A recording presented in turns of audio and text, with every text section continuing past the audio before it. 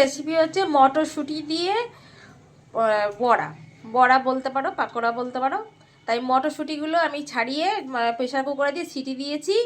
এখন এটাকে আমি মিক্সিতে পেস্ট করেছি।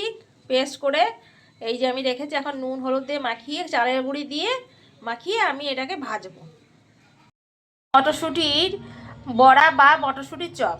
তাই এই যে মটরশুঁটিটাকে প্রেশার কুকারে করে সিটি মেরে আমি তারপরে মিক্সিতে দিয়ে এখন আমি নুন দেব, হলুদ দেব,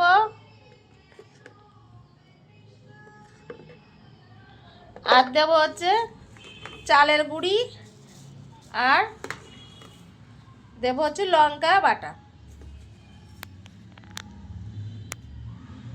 এই যে আমি লঙ্কা দুটো দিয়েছি, যেহেতু প্রচুর ঝাল, লঙ্কাগুলোকে বাটিনি, দুটো লঙ্কা দেবো তো সেই জন্য আমি বেশ সুন্দর করে থেতলে দিয়ে এবার সুন্দর করে আমি মাখাচ্ছি।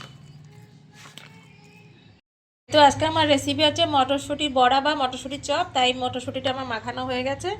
এবার নুন হলুদ দিয়ে তেল দিয়ে আবার এইটাকে এইদিকে ফ্রাই প্যানে আমি তেল গরম দিয়েছি। এখন আমি আস্তে আস্তে করে চ্যাপটা চ্যাপটা করে মটরশুঁটিগুলো ফোড়াগুলো দেবো।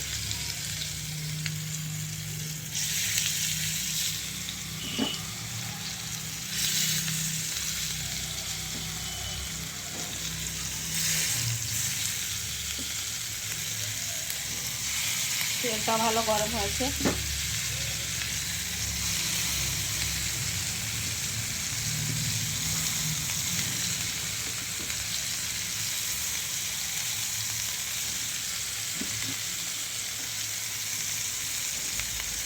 এবার আমি ঢেকে দেবো যতক্ষণ না এপিঠটা ভাজানো হয়, তারপর ওপিঠটা ভাজবো। মটরশুঁটি চপ কিংবা বড়া হয়ে গেছে। আমি এখন গরম গরম চায়ের সঙ্গে পরিবেশন করব। আপনারাও করে খান।